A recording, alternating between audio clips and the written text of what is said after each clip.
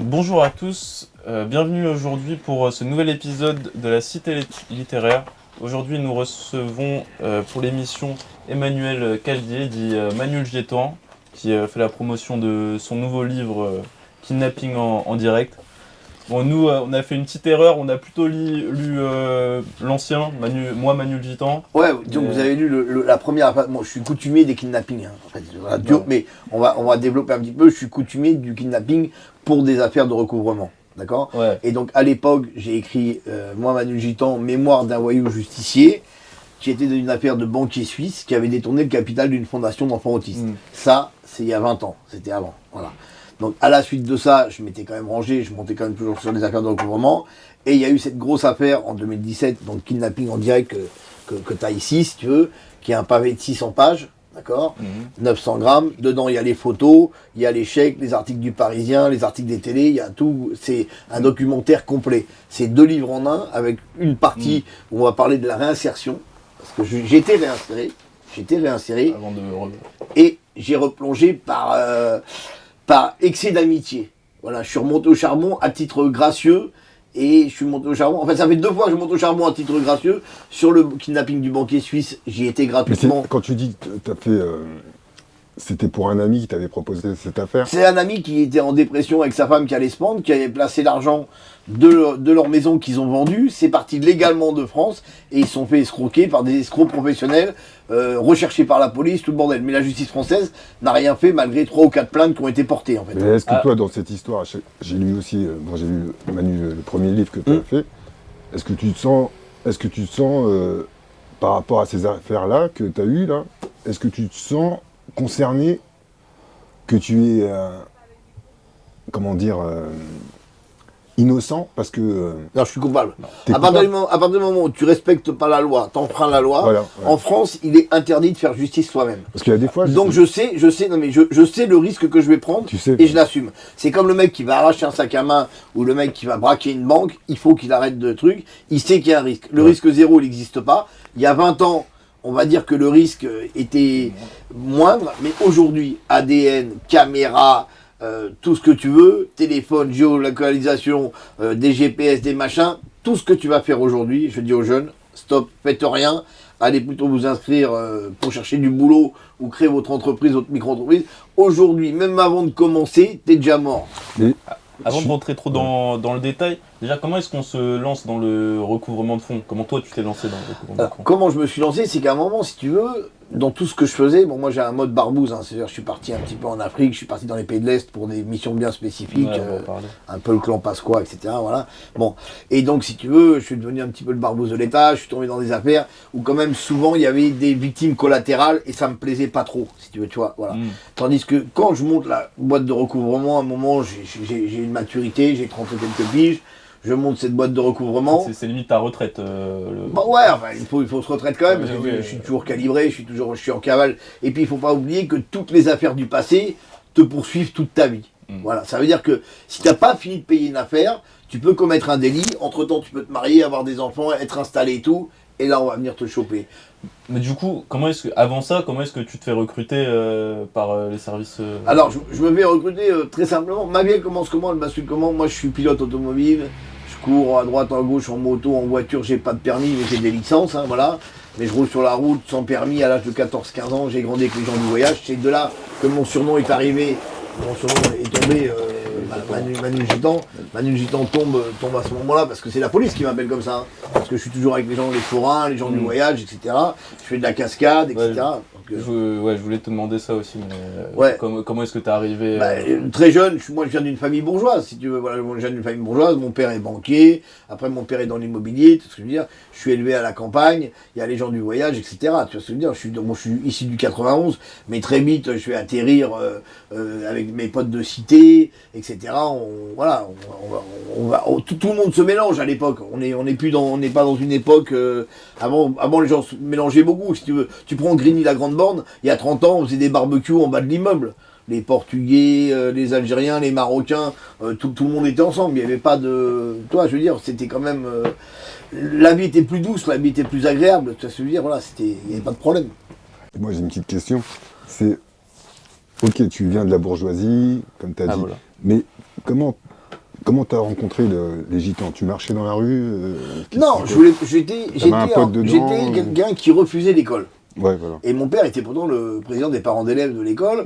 Mon frère, qui a 11 mois de plus que moi, était le meilleur élève de la classe. Ce que je veux dire, voilà. Parce que D'ailleurs, il a très mal tourné.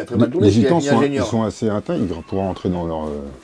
Ouais, c'est nous, c'est pas toi. Tu peux pas rentrer chez nous. Non, mais tout ça, c'est faux. Fermé, ouais. Tout ça, c'est faux. C'est comme les mecs qui vont dire, ouais, en Afrique, c'est comme ça. Les mecs, ils ont jamais été. Ils croient que t'habites dans des cabanes dans les arbres. Frérot, j'ai 25 piges d'Afrique, 35 piges d'Afrique, j'ai jamais vu personne habiter dans un arbre. Donc faut arrêter les concepts, ou le mec de dire, comme je vous entends, j'entends tout, j'écoute tout, dire oui, parce que tu viens de la cité, tu peux pas réussir. Moi j'ai des potes avocats, ils viennent de la cité, j'ai des potes, j'ai des copines. Oui, bien sûr. Voilà, donc mais je veux toi, dire, on a tous un chemin. Mais l'accueil, dans quelle que soit la famille, je vais t'expliquer, moi j'ai fait le tour du monde, j'ai dormi dans des mosquées, j'ai dormi dans des églises. Tu vois, tu pars en mode pèlerin aujourd'hui, j'ai même un ami, j'ai même mon fils, un de mes grands-fils qui est sur la route. Je vais t'expliquer, l'hospitalité elle est partout. Je suis d'accord avec toi, en France, pour revenir, moi, c'est comment... Imaginons que c'est soit moi, à ce coup j'ai un pote qui est gitan et là il m'inclut dans sa famille, il vient, comment ça s'est passé comment? Bah ça se passe très bien. Parce que tu dis que c'est à 8 ans que tu as découvert la caravane. Ouais, 8-9 ans, oui, bien sûr. Mais ça se passe très bien, parce que les gamins, on joue ensemble. Je veux dire, on joue ensemble, on est ensemble dans le village et tout. Tu vois ce que je veux dire, on va à la pêche ensemble, faut remettre ça en arrière. Attends, j'ai 57 piges, T'étais un fugueur précoce aussi. Ouais, parce que je me plaisais pas dans ce monde-là, c'était pas mon monde. L'école n'était pas mon monde, j'ai appris à lire et à écrire à l'âge quasiment de 15 ans. Mais c'est vrai Qu'est-ce qui te faisait t'enfuir que ça dans ta famille pour que tu sois autant dehors? L'école, L'instinct de liberté. Non, dans ma famille, tout allait bien. Mon père était l'homme le plus gentil du monde, tout ça, il n'y a aucun problème de famille. À l'âge de 8 ans, tu as déjà eu cet instinct de vouloir découvrir d'autres personnes. Ouais, bien sûr, mais quand tu vas à l'école, par exemple, tu vas dans une école, les gens du voyage vont aussi à l'école. Même si souvent on les dénigre, etc., mais souvent, et de plus en plus, les gens de voyage, même quand ils s'arrêtent, ils inscrivent les enfants 15 jours à l'école. Tu fais des rencontres. C'est comme ça que tu as rencontré un pote à toi, tu es devenu. Oui, une famille complète. Je veux dire, je les connaissais, on se voyait à la boulangerie, on se voyait partout, avec les petits, etc. On faisait des trucs. Mais c'est presque même moi qui les ai entraînés dans la délinquance. Hein. Parce que c'était. Oui, parce que en fait, les mecs, ils étaient plus à faire les marchés, les familles, etc. Mais moi, je commençais déjà à voler les motos, voler les voitures, je vendais des pièces. J'étais un commerçant dans l'âme. Dans ton livre, tu dis qu'à 14 ans, ton père t'a inscrit dans une école privée en Grèce. Alors, c'est pas une école privée, ça s'appelait l'école en bateau. C'était un mec qui avait monté ça un genre de 68 arts, si tu veux, où on devait partir en bateau et faire le tour du monde. Voilà. Bon, mon père, c'est ma mère qui a mis la pression pour ça, etc. Ça a coûté une blinde. En fait, c'était pour les fils de Bourges, tout ce que tu veux. Une fois que je suis arrivé là-bas, sur place, en Grèce, j'ai atterri à Corfou. Après, on m'a amené là-bas à Kalamata. C'était une grosse escroquerie. Il fumait le joint toute la journée, il se baladait la bite à l'air. D'ailleurs, il a été condamné pour pédophilie, le mec qui avait monté l'école. Et au bout d'un mois, j'ai arraché un bateau. J'ai pris un petit voilier de 7 mètres. Et je me suis arraché avec un copain et une copine. On s'est arraché. J'ai vagabondé pendant 2 ans entre la Grèce et l'Italie. T'avais quel âge ? J'avais 13 ans, 14 ans. Quoi. Déjà, pour 14 ans, déjà partir comme ça, juste pour moi, aller aux prises uniques, prendre un bus de côté. Ouais, mais regarde aujourd'hui ce qui se passe. À 14 ans, t'as des mecs qui sont recrutés comme tueurs à gages. À 14 ans, t'as un mec en ce moment, je sais plus dans quelle ville, tueur à gages à 14 ans, et le mec, il en est fier, il est sur les réseaux sociaux. Ouais. C'est même moi qui suis en retard. Enfin, je veux dire, je veux pas être un tueur à gages, mais je veux dire, voilà, aujourd'hui, à 14 ans, ils défoncent tout, ils attaquent les commissariats. De quoi on parle ? À 16 ans, tu es déjà incriminé dans des histoires. À 15 ans et 3 mois, c'est ma première. Je rentre au CJD, centre des jeunes détenus, à 15 ans et 3 mois, voilà. D'accord, ça t'a pas fait un choc Alors, ça m'a fait un choc parce que j'ai été obligé d'enlever mes Santiago, mon beau jean, parce que j'avais quand même le look de My Brand, tu vois ce que je veux dire, les cheveux longs et tout. Et ils m'ont donné un froc qui gratte le cul gris, des Clarks et une chemise jaune. Ils m'ont dit, tu t'habilles avec ça. J'ai dit, je m'habille avec rien du tout, allez vous faire machiner. Et bagarre et mitard. Et quand t'es mineur, c'est 5 jours de mitard maximum. Donc là, l'assistante sociale vient, le directeur vient. J'ai dit non, laissez-moi au mitard. Moi, je veux pas mettre un froc qui gratte le cul et machin. Et jusqu'au jour où là, j'entends quelqu'un qui vient me voir, qui s'appelait Monsieur Crispel, qui était le directeur des ateliers de la RIEP. C'est-à-dire, il y a des ateliers en prison pour les majeurs, mais il y avait une formation qui était faite pour les mineurs en cuisine. Et il me propose, il me dit, écoute, tu pourras garder ton jean, pas tes Santiago, parce que en mettant un coup de Santiago à quelqu'un, ça va me faire mal. Mais par contre, si tu veux, je vais te prendre avec moi, je vais t'apprendre la cuisine. Et j'apprends la cuisine en prison. Tu te sentais comment un beau gosse ? Je me sentais invincible. Mais physiquement, Tu te sentais bien dans ta j'étais peau. beau gosse. Ouais, t'étais beau gosse. J'étais beau gosse, j'avais 15 piges, j'avais peut-être pas une Rolex à l'époque, mais je devais avoir une Breitling, j'avais une chaîne Cartier, je roulais avec des Porsche plus ou moins volés, on était les pirates, on était des bad boys, quoi. Je veux dire, voilà, donc si c'est eux qui nous arrivent, il m'est arrivé que je me suis retrouvé, comme tout le monde a fait le malin, au CJD. Et au CJD, au bout d'un moment, j'ai plié. Et puis je suis rentré, dans cette école de cuisine qui était là-bas, qui était formidable. Et puis après, bon, les avocats ont fait leur travail. Et après, j'ai eu aussi beaucoup de choses sur mon parcours. C'est quand j'étais avec les gitans, j'ai jamais manqué d'un centime au parloir, un centime dans la prison. J'avais de la visite au parloir, quoi qu'il arrive. Toute ma vie, j'ai toujours eu des bons associés. Ouais, ça va. T'as 98% des Ah oui, mecs. pour en revenir à ton histoire dans le livre, le Joris, il est où actuellement? Ah, Jojo, c'est bien après, Jojo. Jojo, il est parti en Nouvelle-Calédonie. Il y avait pas mal de problèmes en Nouvelle-Calédonie. Et là, il est revenu. Là, Jojo, je l'ai eu il y a même pas 3 semaines. En 3 semaines. Alors, Jojo, c'est un personnage, c'est un de mes lieutenants qui était avec moi pour expliquer, parce qu'on balance Jojo comme ça. Et pour que les gens comprennent, dans le livre, c'est un de mes lieutenants, Jojo, qui a toujours été avec moi. C'est un mec vaillant, c'est un mec magnifique. Il est dans ce. Non, il n'est pas dans celui-là, parce qu'il était en Nouvelle-Calédonie quand ça s'est passé. Mais sinon, il aurait été dedans comme acteur. Ouais. Moi, j'ai toujours eu la chance d'avoir de bons associés. Ça veut dire quoi, avoir des bons associés? Ça veut dire que tu touches de l'oseille tous les mois. Parce que la prison, ça coûte cher. Très cher, la prison. Alors, les mecs, il faut pas rêver. Tous les mecs qui sont en train de te dire, ma femme, elle vient me voir en Porsche, ma femme, elle vient me voir en Ferrari, machin. Je vais t'expliquer ce qui arrive sur le parking de Fleury ou à Fresnes. C'est un bus avec des mamans chargées avec des valises. Tout ça, c'est de la mythomanie. D'accord? Tu vois ce que je veux dire? Et quand tu vois, tu peux même voir quelqu'un, tu demandes à un surveillant, tu dis combien il a sur son compte, il va te le dire. Mais je veux dire, voilà. Il y a très peu de gens qui n'ont pas la chance d'avoir de l'oseille au placard. Toi, tu as eu de. J'ai toujours été assisté. Tu as eu cette chance. Tout que je sois associé avec des voyous, avec des chefs d'entreprise, avec des gitans, avec des Africains, avec des Marocains, dans toutes les associations que j'ai eues, j'ai jamais manqué. Ça veut dire que les gens ont tenu leurs engagements. Voilà. Ok. Justement, dans ton travail de recouvrement ou kidnapping, quoi, t'as pas mal d'amis qui t'aident. Tu vas voir des policiers, une personne qui travaille à France Télécom, qui fait Oui. Qui t'aide à avoir les histoires Bien sûr. d'appels des gens. Comment est-ce que tu te fais un réseau? Tu te fais raison. Tu fais raison mais parce qu'en fait, si tu veux, souvent les gens sous-estiment tout le monde. Ça veut dire qu'il n'y a pas de petit et de grand. Et généralement, où je suis arrivé le plus haut, je suis rentré par la plus petite porte. Voilà. Ça veut dire qu'un soir, je rencontre une petite nana, machin, elle est là, elle attend le bus, il n'y a pas de bus, c'est la grève des transports, je suis en bagnole, je m'arrête, je l'emmène, ou je peux même lui payer un taxi si j'ai de l'oseille sur moi, c'est pas un problème. Je veux dire, on échange nos numéros, mais il faut aussi toujours tout remettre dans le contexte. Avant, on n'avait pas des portables comme ça, on avait des alpha-pages, on avait des trucs... faut tout remettre, parce que les gens, ils pensent que... Attends, laisse-moi finir. Ouais, ils pensent tout ça. Et donc si tu veux...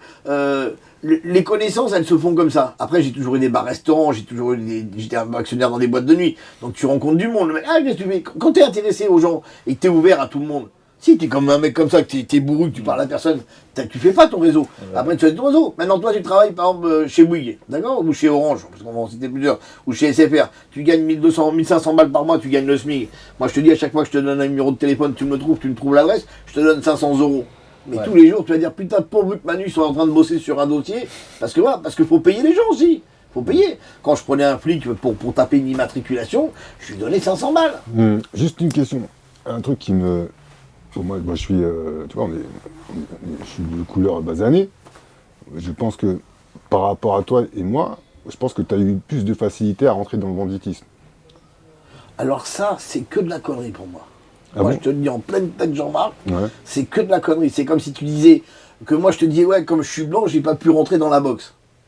Je veux dire, parce que non, mais... regarde, c'est comme tu disais, voilà, tu regardes l'équipe de France. Oui, mais là, tu parles des années 2025. Là, je te dis, dans les années 70, 80, 90. Pareil, moi, j'ai des you, ils sont plus blacks que toi, je vais te dire. Et ils ont un parcours plus chaud que moi. Peut-être, mais personnellement, moi, je les connais. Personnellement, moi, dans mon parcours à moi, je sais que je viens de Sarcelles, c'est black. Ouais. Et après, quand je suis monté ailleurs, dans 93, il y a eu un parcours, c'était différent, quoi. C'était rebeu, c'est franc, quoi. Les Renois, c'était... t'as des grosses fesses, tu vas aller trop vite, il y a un braquage, il y a ceci, il y a cela, non, ça nous intéresse pas, il nous faut, t'es grillé, laisse tomber. Tu vois? Non, enfin moi j'ai pas connu ça, moi j'ai pas connu ça. Personnellement, je sais pas. Mais quand tu regardes les affreux des années 70-80, ils sont tous blancs. Non, mais il y a certains gangs qui sont comme ça, il y a certains autres gangs qui sont mixtes. Il y a eu un film qui a été fait, le gang des Antillais. Ils se sont échappés, ils ont fait un peu de braquage à gauche, à droite. Donc. Mais quand tu regardes bien l'histoire elle est blanche. Il y a plus de facilité pour pouvoir faire des choses. Non. Je suis pas d'accord avec toi. T'es pas d'accord? Non, Est-ce que tu as eu beaucoup de complices à toi qui étaient blagues dans ces années-là? Pas grave, et heureusement. Et ils ont pris de l'oseille? Heureusement qu'ils ont pris de l'oseille. C'est pas parce que t'es blague que tu prends pas d'oseille. La mère de ma fille, elle est 10 fois plus riche que moi, la mère de ma fille. Ma fille, elle est ivoirienne. Oui, la mère de ma fille, elle est venue en France, elle avait 18 ans. Je l'ai emmenée bac plus 9. Elle est repartie en Afrique, elle a monté ses affaires là-bas. Et voilà. Je prends ton livre. Le premier, t'es dans les braquages, tu rencontres des gens, tu pars en Italie, mafia. Ouais. Juste ça, tu ramènes un blague dans cette histoire-là, je pense que ça fait une goutte d'eau, quoi. J'ai travaillé avec plein de blagues, j'ai travaillé avec plein de gitans, j'ai travaillé... Surtout que les gitans sont assez fermés. Mais non, mais pas, maintenant il y a même des femmes gitanes qui sont avec des Africains, avec des Oui, rebeux. maintenant, ouais, mais dans ces années... Oui, mais ça dépend comment tout est fait, si tu veux, ça dépend du personnage. Je veux dire, dans quel que soit... Moi j'ai vécu en Afrique, d'accord? Moi j'ai vécu au fin fond du Mali. J'étais le seul blanc à Caille. Est-ce que j'ai eu un problème? Non. Même dans l'autre sens, c'est ce que je veux dire. Les mecs, ils disent machin. Quand je vois des mecs qui me font des cours, machin, au Mali, à Caille, au fin fond du Mali, il y a 15 ans, on fêtait Noël, tous ensemble, musulmans et catholiques, et on fêtait la Tabaski, tous ensemble, que ça soit catholique ou, pas te couper, ou musulman. Je te coupe. En fin de compte, pour ton histoire à toi, l'histoire du banditisme français, il est pas racisé, quoi. Tout le monde s'aimait, un noir... Bien sûr. Après, tu vois aujourd'hui, après, ce qui a peut-être changé aussi, moi, pour ma part, il n'y a jamais eu aucun problème de racisme dans le banditisme. Mais aujourd'hui, maintenant, si tu veux, les narcotrafiquants sont complètement mixés. Tu vois ce que je veux dire. Après, certains restent par clan, pour des raisons qui sont les leurs, je ne peux pas parler pour eux, tu vois ce que je veux dire. Mais moi, quand je monte des opérations et que je prends des mecs pour monter des grosses opérations, que le mec qui soit chinois, thaïlandais, camerounais, sénégalais, c'est l'homme, c'est l'homme que je vois. Ouais. Je sais ce qu'il vaut. Tu prends pour ses compétences. Je sais ce qu'il vaut, je sais ce qu'il vaut. Demain, toi, j'ai besoin d'enquiller un mec, je sais qu'il faut assommer 2 mecs à l'entrée, c'est ton taf. Je te dis, voilà, Jean-Marc, tu viens, tu m'assassines les 2 mecs à l'entrée, l'eau qui te pleine bouche, machin, bim boum. Hop, voilà, c'est ce que je veux dire. Voilà, si je sais que tu maîtrises les armes et qu'il n'y a pas de problème, de toute façon, je vais t'expliquer, on va rentrer cagoulé, alors que tu sois avec des gants, avec tout. Alors que tu sois black, que tu sois vert, que tu sois bleu, que tu sois jaune, c'est exactement pareil. Voilà. Et puis, donc voilà, c'est ce que je veux dire. Donc c'est... Non, tout ça, si tu veux, moi j'ai fait beaucoup de pays dans le monde, j'ai eu cette chance-là, c'est ce que je veux dire. J'ai toujours appris les us et coutumes de chaque pays où j'ai été, pour comprendre, pour arriver à faire les choses et arriver à construire quelque chose, si tu veux. Va expliquer à un mec en Afrique qui a toujours fait la vidange de sa voiture à côté de sa baraque et qui a un puits à côté, que l'huile, elle va couler dans la terre et elle va descendre dans son puits et qui va intoxiquer ses gamins. Personne ne lui a jamais dit. Mais si on ne te le dit pas, tu ne peux pas le savoir. Voilà. C'est comme tu prends l'Afrique, tu prends le Sénégal. Le Sénégal était le 4e producteur d'arachide au monde, le 4e producteur. C'était les Libanais. Les Libanais qui détenaient ce marché-là. Bon, les Sénégalais, qu'est-ce qu'ils faisaient tranquilles? Ils emmenaient leur récolte. Voilà, ils avaient plus d'oseille, ils allaient voir les Libanais, j'ai plus d'oseille. Ils y ont prêté, ils donnaient une avance sur la 2e récolte, qui allait venir après. Et il y avait tout un système économique. Là, il n'y avait pas la présidence, il n'y avait pas tous les trucs. Dès que les politiques ont mis la main sur l'arachide, aujourd'hui, le Sénégal sort même pas 1 litre d'arachide, il vient de Mauritanie, le litre d'arachide. Parce que le gouvernement, 1, ne paye pas les mecs, et 2, vont jamais leur donner d'avance. Donc il faut toujours s'adapter au microsystème dans lequel tu es. Mais, juste encore une question, tes voyages que tu as fait pour finaliser soit des kidnappings ou faire des choses comme ça, ça t'a rapporté quoi, au juste?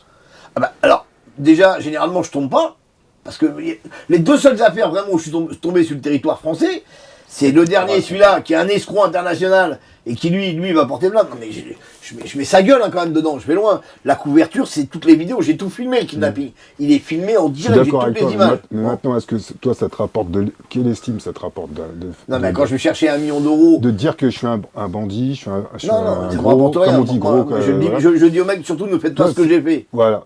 Est-ce que c'est une erreur, maintenant, toute ton histoire? Non, parce que tu peux pas dire, sinon on serait même pas en train d'en parler là, si c'était une erreur. tout ce que j'ai fait, je l'assume. Voilà. Ok. Maintenant, quand j'allais chercher un mec, j'allais pour un dossier chercher 4 millions d'euros et qu'il y en a 2 pour nous, parce que généralement je marche à 50%. Là, c'est du caritatif. L'affaire de la Fondation d'enfants handicapés, c'est du caritatif. J'y vais gratos, j'ai d'autres dossiers en Suisse. Si tu as lu, j'ai d'autres dossiers en Suisse. Je veux dire, voilà, j'ai 2 affaires où j'y vais bénévole sur des trucs et 2 affaires où je me fais crever. Attention, je me fais toujours crever tout seul. Moi, j'ai jamais d'associé, je tombe tout seul. Oui, mais comme toi, ça, il n'y a pas de je suis problème. d'accord, mais Il y avait un intérêt vraiment que bénévole. Ah, 200%. je suis Mais d'accord. c'est pas comme, comme tu dis, à un moment, que des fois, on peut essayer d'accomplir 2 objectifs en même temps, quoi. Tu tirais pas en même temps. Ah non, non, mais attends. Alors, excuse-moi, quand je dis bénévole, alors je parle 0% argent, Ouais. mais si tu veux, 100% valeur dans mon esprit. Tu niques des enfants handicapés, je te nique ta mère. Ok. Voilà. Tu Et vois ce que je veux après, dire toi, t'en tires rien du tout. Ah non, moi, t'as niqué 240 000 euros à des enfants handicapés, je te dis que tu vas rembourser, je te dis que tu vas cracher Ouais, la monnaie. Là, t'as niqué mon pote Alain, sa femme, son truc, son machin, je te dis que je vais t'attraper, je vais te niquer. Mais généralement, quand je attrape un mec comme ça, je fais une vidéo, j'ai la vidéo, j'ai tout, s'il va pas porter plainte, déjà il paye. Je suis d'accord avec toi. Attends. Juste un truc Vas-y. je trouve que ton parcours, il est assez... c'est dur comme parcours. Parce que, franchement, tu fais un kidnapping, tu prends quelqu'un, tu lui coupes un doigt, tu mets le doigt dans le frigidaire, ou je sais pas ce que t'en fais, ou Oui, un mais chien. il comprenait pas le langage dans lequel je lui parle, je suis Ça veut entier dire avec que lui. t'as un côté vraiment affreux sur tout ton Sur certains kidnappings, ça s'est mal passé. T'as peut-être aussi tué des gens. Tu le Peut-être. dis dans le livre. Oui, Moi, peut-être. Tu sais pas. Moi, c'était ça ce que je. Mais avec l'écriture, tu peux tuer quelqu'un avec l'écriture. Moi, je veux dire, quand je vois des mecs qui écrivent des bouquins et qui balancent les mecs avec qui ils ont travaillé, ou qui balancent, ils ont fourni de la cam à des mecs, ils balancent les mecs, ils balancent les stars, qu'est-ce que ça veut dire? T'as fait une affaire avec un mec, tu racontes ton histoire, tu racontes ton truc. Moi, tu peux regarder, là, je tombe tout seul. On est 4 sur les vidéos, je tombe tout seul. Vos associés, c'est qui? Mes associés, je les ai pris, je me suis arrêté à bas de corps. J'ai vu des mecs avec des ouvriers qui cherchaient de travailler à bas de corps. Je leur ai demandé qui faisait partie de l'armée, je leur ai mis une cagoule sur la tête, je les ai emmenés sur le kidnapping, je leur ai expliqué, on doit tac, tac, tac. Ouais, tu veux Là, dire que c'est pareil, t'es les pas- deux t'es grands pas- Pascal et Joris que tu parlais, machin, et des machin, il y a personne. Je me rends, je leur ai été tout seul. Monsieur le juge, j'étais tout seul. Je voulais- T'étais pas une balance dans le milieu. Ah, bah, jamais. Jamais de la vie. Moi, c'était un peu en rapport avec la question qu'il vient de poser. Dans tes affaires de recouvrement, là, tu racontes celle où il y a une juste cause, mais j'imagine qu'il y a eu aussi d'autres affaires un peu moins nobles. Ah, bah, il y a d'autres ouais. affaires et tu vas chercher l'oseille. Le mec, Ouais, il me c'est paye ça. pour ça. Je veux dire, demain. Toi, tu cherches pas les détails en Mais général. moi, j'ai un client, j'ai un avocat qui m'appelle, il me dit à cette affaire-là, où il y a cet avion qui n'a pas été payé, il faut aller le récupérer là-bas, où Eiffage s'est pas fait payer du matériel en Mauritanie, on va récupérer. Si tu me reçois avec une Kalachnikov, je vais te répondre à la Kalachnikov. Si tu me reçois gentiment, voilà, moi je parle le dollar, je parle l'euro, je parle le Beretta, je parle la Kalachnikov, je parle c'est Comme on dit, langage-là, tu vois ce que comme je on veux dit, dire. t'as les mains sales. Non, je parle pas ça, je me sens bien la voix. D'accord, ok. Tout va bien. Ton rapport avec l'argent dans toutes ces histoires, est-ce que tu te sens, cet argent, est-ce qu'il t'a donné accès à avoir plus de choses dans la vie? Alors, C'est de l'argent sale. C'est de l'argent sale. Non, c'est de l'argent gagné différemment. Ah, c'est- Mais c'est pas- qui l'a sali le premier, l'argent? Celui qui te l'a estorqué. Demain, tu m'appelles parce qu'on t'a pris 200 000 euros, que t'as vendu ta maison. T'avais une femme, t'étais bien installé, tu vends ta maison Ouais. ou tu vends ta société, le mec te paye pas. Qui est le plus enculé entre le mec qui te paye pas ou moi qui vais lui botter le cul? Parce que toi, t'es dans un autre contexte, t'es dans un autre mouvement, t'es avec ta femme, tes enfants, t'es catholique ou t'es musulman et tu veux pas aller faire du mal, etc. Et tu fais appel à moi. Tu vois ce que je veux dire? Ouais. Donc, toi, t'es le commanditaire, donc toi, tu risques autant que moi déjà. Mmh. Donc ça, je te l'explique déjà quand je prends le contrat. Et je vais essayer de te couvrir au maximum. Parce que le commanditaire, en France, il risque autant que le mec qui fait le travail. Donc le but, moi, c'est que le mec, il porte pas le paix. Donc ça veut dire qu'il faut que je la crappe bien, que je lui fasse bien comprendre. Je suis d'accord, mais ton rapport. Dans l'histoire des enfants autistes, les commanditaires, si j'ai bien lu, ils sont pas si au courant que ça des risques qu'ils prennent. Ils se sont pas rendus compte. Je Ouais. leur ai dit, mais si tu veux, pour eux, c'était du cinéma. Ils étaient dans un film. Si tu veux, t'as une manière de parler aux gens. Quand je leur dis, vous inquiétez pas, j'ai des affaires là-bas, je suis sur Genève, etc., j'ai des affaires, votre mec, je vais lui donner rendez-vous, je vais le kidnapper, blablabla. Mais pour eux, si tu veux, le mec, il se rend pas compte. Il croit que...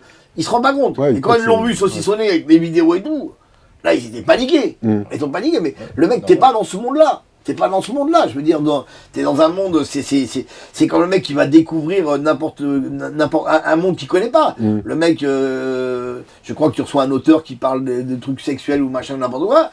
Après moi, si le mec il t'emmène dans ses délires où lui il a été, tu vas être tétanisé, tu vois ce que je veux dire. Tu dis que tu penses que ton histoire peut, elle peut, comment dire, pour les jeunes de maintenant, faut pas faire ci, faut pas faire ça, regarde, faut pas me suivre. non, Tu penses qu'il faut pas suivre ce. Moi, je l'ai lu, franchement. Ça m'a donné envie de prendre une arme et faire la même chose que toi. Oui, mais toi, t'as un problème. Il faut que tu saches, soit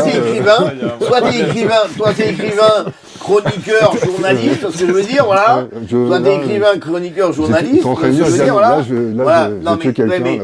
Non, beaucoup de gens, si tu veux, beaucoup de gens, non mais fume un joint, vas-y, détends-toi, même le calumet de la vie. Non mais, ce que je veux dire, ce qui est important, c'est ce que je dis aussi aux jeunes, voilà. Et c'est ce que j'explique, si tu veux, c'est pas un mode de vie. Quand tu vois aujourd'hui ce qui se passe, par exemple, avec la crypto-monnaie, qui séquestre des mecs en pleine rue comme ça, en pensant que les mecs ont des milliards, etc., et là, ils les torturent vraiment. Des fois, oui, peut-être qu'ils en ont, mais je veux dire, ils prennent des gens, ils ont pas volé leur argent. Ils n'ont pas volé leur argent. Je veux dire, attaque-toi à une banque, ne fais pas de mal au personnel. Tu dis bonjour, voilà, on vient braquer. Asseyez-vous, c'est pas votre oseille, on va pas vous faire du mal, ce que je veux dire, etc. Mais je veux dire, tu vas pas attaquer les gens pour leur prendre à eux, si tu veux, toi. Moi, chacun fait son business. Pour moi, je pense que tu es toujours dans la continuité on dit ouais, c'est ça. Continuité des années 70, des mainstream, tout ça, etc. Non, parce je pense que tu as le même profil. Oui, mais peut-être que j'avais ces valeurs et ces choses-là. Tu les as, de l'honneur, mais si tu veux, aujourd'hui. Les codes d'honneur. Le code d'honneur que j'ai aujourd'hui, c'est ma fille, tu vois, qui a eu 11 ans au mois de février, tu vois. Ça, tu vois ce que je veux dire. Où je peux rester 4 heures comme ça à la regarder sur un manège, assis sur une chaise, tu vois ce que je veux dire. Et quand sa mère, elle, mettait 2 minutes à se préparer pour mettre son vernis à ongles, je m'étais déjà cassé parce que je pouvais pas l'attendre 2 minutes, tu vois ce que je veux dire. Et je peux rester 4 heures devant un manège à regarder ma fille, tu vois ce que je veux dire. Voilà, ma fille elle est tatouée sur moi ici, tu vois ce que je veux dire, tu vois. Voilà, tous les matins quand je suis dans la glace, je regarde et c'est ce que je pense, tu vois ce que je veux dire, voilà. Et là en fait sur Kidnapping en direct dans cette affaire-là, j'ai merdé par rapport à ma fille. Si aujourd'hui je dois des comptes parce que ma fille elle était née, ma fille elle était là, tu vois ce que je veux dire, et cette juge avec qui j'ai fait la guerre, parce que je suis vraiment tombé sur une petite juge de merde, vraiment une juge tocarde qui s'est dit moi je vais me faire Manu le Gitan, parce que ce qu'il faut que tu saches c'est que sur Manu le Gitan, le premier livre, j'ai été condamné à 5 ans en première instance à Créteil, ça a été très très chaud, hein. J'ai tous menacé, j'ai mis le bordel là-bas, on est parti en appel, et en appel j'ai pris 5 ans de sursis. Ça veut dire que sur l'affaire de Manu le Gitan du premier livre, j'ai fait 0 jour de prison.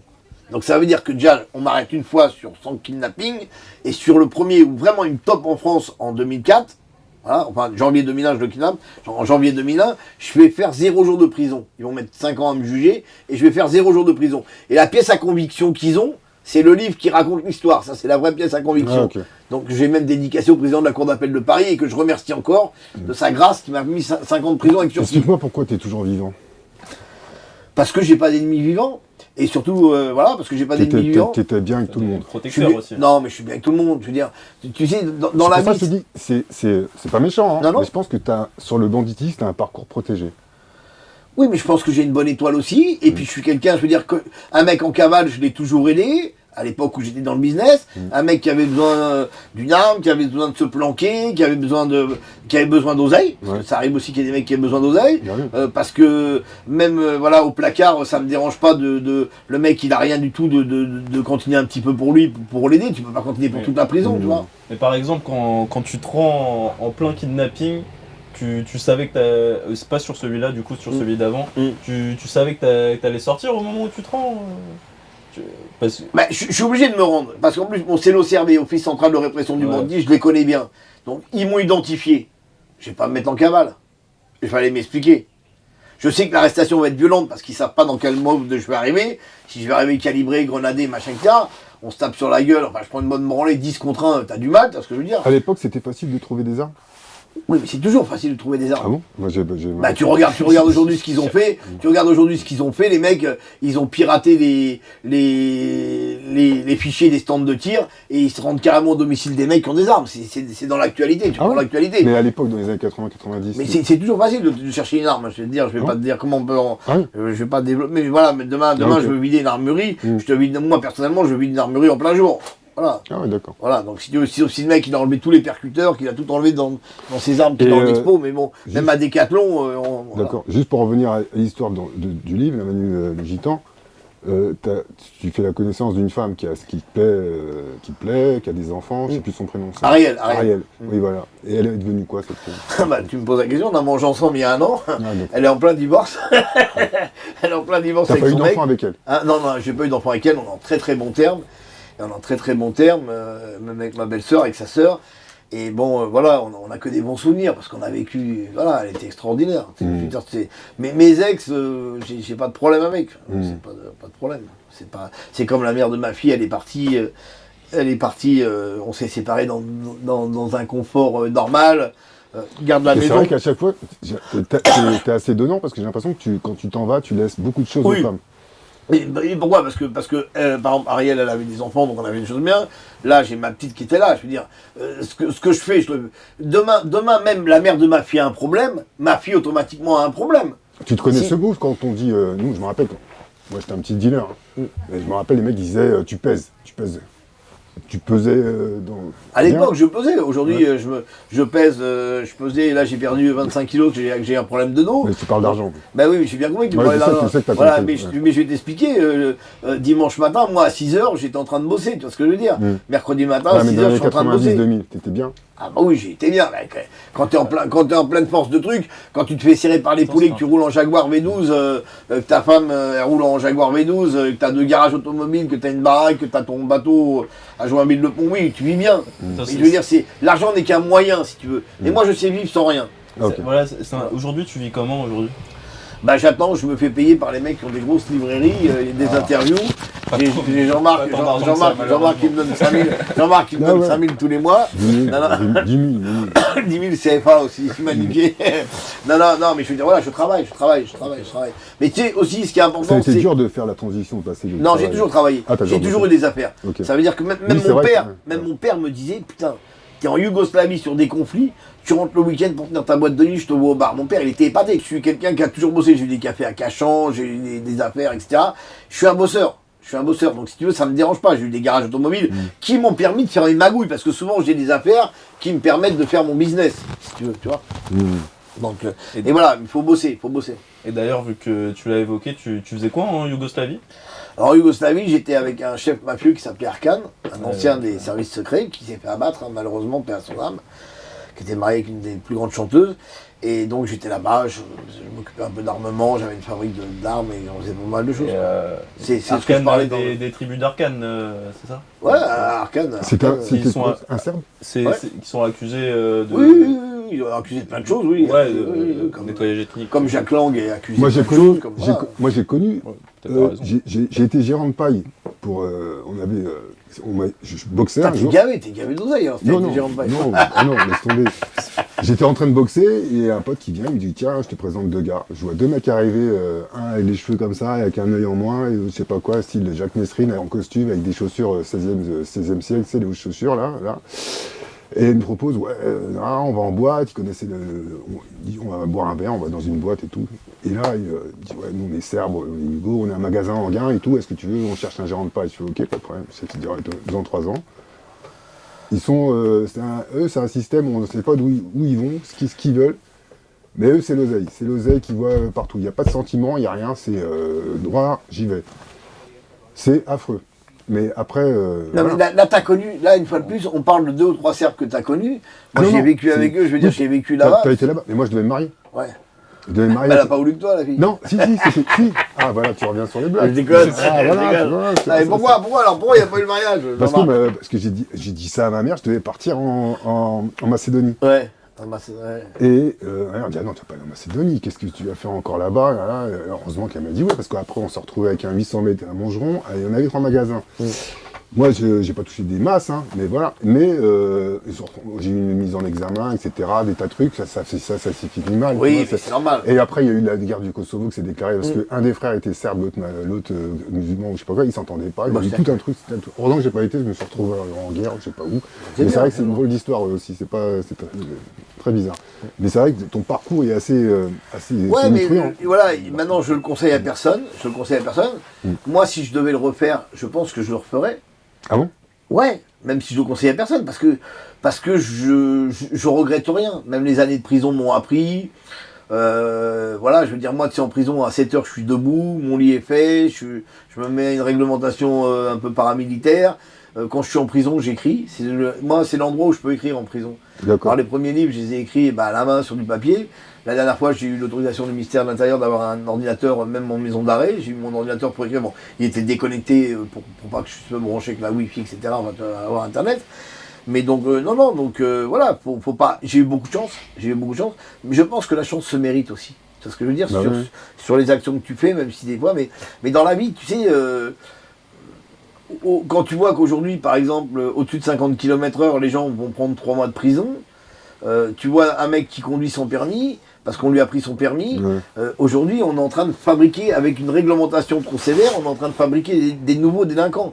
Ça veut dire que le père de famille qui est obligé d'aller au travail pour nourrir sa famille qui a plus de permis, il dit il arrivera ce qu'il va, j'y vais comme ça, tu vois ce que je veux dire. C'est connu qu'une il a plus d'assurance, il a plus d'assurance parce qu'il n'a pas le permis, tu vois ce que je veux dire.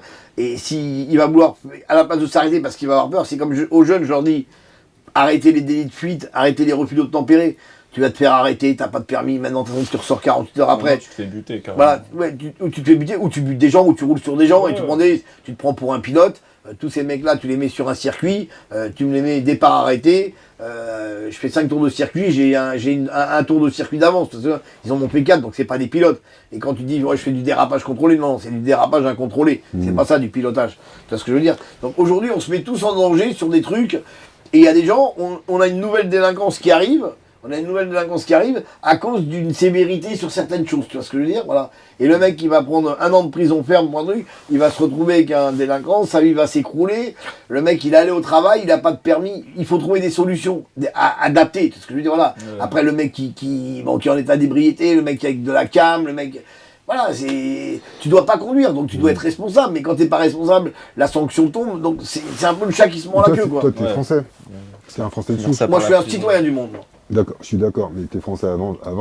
Non, avant d'être français, je suis un citoyen du monde, parce que je ne vais pas forcément défendre la France s'il y a un conflit. D'accord, ah ok. Parce que dans ton premier livre, tu décrivais une fibre assez patriote, presque. Oui, non, mais patriote, parce que je travaille pour l'État. Ouais, voilà, c'est ça. Je veux dire, aujourd'hui, j'ai quand même été extradé d'Afrique. L'État français a violé les accords d'extradition.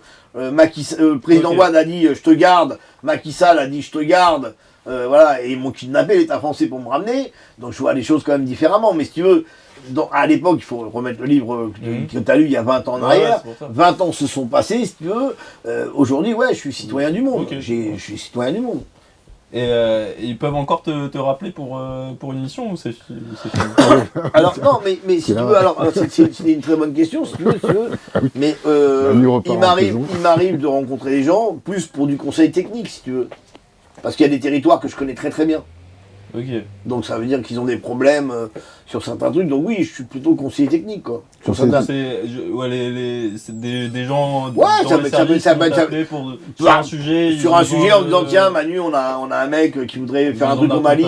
On a besoin d'un mec, ils sont en train de monter une filiale de ça, où il y a tel problème là, etc. Donc oui, je peux être appelé, bien sûr, mais je veux dire donner un conseil, c'est important. Et puis pouvoir faire aussi développer des choses, c'est comme j'ai des imams qui sont au Mali, j'ai longtemps baroudé avec des imams au Mali, tu vois, des mecs extraordinaires qui m'ont appris beaucoup de choses, qui ont fait l'école coranique et tout, les mecs ils ont traversé à pied à 10 ans tiens, tu parles des talibés ou c'est pire que moi ce qu'ils ont vécu les gamins. En fin de compte, tu t'es assagi quoi maintenant. Moi, je suis rangé. Je suis rangé. Tu as rangé des camions. Sauf cas d'extrême, je veux dire, sauf si un jour on est obligé de prendre les armes pour se défendre. Si demain on est obligé de prendre les armes pour se défendre, qui ne va pas le faire? Je veux dire, voilà, qui ne va pas le faire? Demain on touche à nos familles, demain on sera obligé. On sera obligé. Défendre tout le monde est toujours d'accord. Ok, sur ce. Je crois qu'on est bon. Ouais, on est bien. T'as quelque chose à ajouter? Non, je vous remercie pour l'invitation, voilà, et puis. J'espère qu'on t'a pas trop. Non, ça va, question. Cool. Ah non, non, il n'y a pas de problème. Espérons que ton livre, c'est un film avec. Ouais, alors ça on est dessus avec Netflix. Généralement, je pense que fin avril, j'ai l'intermédiaire qui Que des blancs dans le film. Hein? Non, je que des blancs. Non, et d'ailleurs, Manu Gitan va être joué par un Africain qui s'appelle Jean-Marc, voilà. Il cherche un rôle. Il cherche un rôle, ouais. Non, mais je crois qu'avec l'invité qui vient après, je crois qu'il va avoir un rôle. Je sais pas ce que t'en penses, voilà. Mais bon, voilà. Non, mais c'est. Non, mais je conseille, pour conclure, si tu veux, si on doit conclure, vraiment les jeunes, faites attention, faites très attention, ne vous laissez pas entraîner dans des engrenages qui vont vous coûter cher. La prison, c'est dur. C'est pas ce qu'on voit sur TikTok, sur Instagram. Exact. Tu vas voir 1 ou 2 mecs faire le mec dans la piscine. J'ai tout ça, il est beau avec toutes ces boîtes de conserve et ces paquets de mayonnaise, etc. Mais la liberté, ça n'a pas de prix. Ouais, Alors, mais après, si tu es assez solide, si t'es assez solide pour que quand tu sois en prison, ton corps est enfermé, mais ton esprit est libre, c'est la seule solution de bien vivre la prison. Mais la prison, ça te détraque, la prison. La prison, ça te fait mal. sûr, Même si tu es très fort, ça te fait mal. Et même à beaucoup de niveaux. À beaucoup de niveaux. Ça veut dire, quand tu sors de prison, par exemple, tu vas dans un supermarché, le bruit, machin, tout ça, etc. Et même, par exemple, ta sexualité, pour ouvrir le débat de notre prochain invité, quand le mec, il est resté 4, 5 ans, 6 ans en prison, et qu'il n'a pas eu de tendresse, qu'il n'a pas eu d'affection, qu'il n'a pas eu de quoi que ce soit, je veux dire, c'est dur, c'est compliqué, si tu veux. Donc, c'est très compliqué. La réinsertion, elle est compliquée dans toute son intégralité. De reprendre un rythme de se lever le matin, de reprendre un rythme d'aller travailler, de reprendre le volant quand tu auras assez de sous pour acheter une voiture et la conduire, de rentrer dans le métro comme ça, d'être dans une foule. Ouais, Parce que je veux dire, voilà. Reprendre la vie, quoi. Voilà, reprendre la vie. Et encore, moi j'étais à 99% en isolement. Mais j'imagine le mec qui, par exemple, est à 4 dans une cellule de 9 mètres carrés. T'imagines ? 4 dans 9 mètres carrés, c'est ça, 9 mètres carrés. On est 4 là. On est 4. Avec un chiotte là où tu vois ce que je veux dire. Très compliqué, très compliqué. Très Donc compliqué. vraiment les jeunes. Bon, tu t'en es sorti, quoi, de cette histoire. Ouais, oui. Donc, Mais je pour conseille aux conclure, jeunes vraiment de lire, d'écouter les anciens, ceux qui racontent pas de conneries, ceux qui essaient de les emmener vers le bon chemin, et de penser à leurs parents, parce que c'est pareil, quand il y a une fusillade, il y a un gamin qui meurt, et ben les parents vont être en deuil, il y a quelqu'un qui va au cimetière et la famille est en deuil toute sa vie, et l'autre famille, elle va aller au parloir pendant 25 ans. C'est sûr. Et ça peut redéclencher d'autres guerres derrière, donc voilà, la paix, le calme un peu partout, ça serait le top, quoi. Mais là, on n'y est pas. Donc, pour conclure, ne faites pas comme Manu le Gitan. Et puis, Voilà. au prochain épisode de la Cité littéraire. Ouais, Merci yes, beaucoup. peace. Merci Ok. à toi.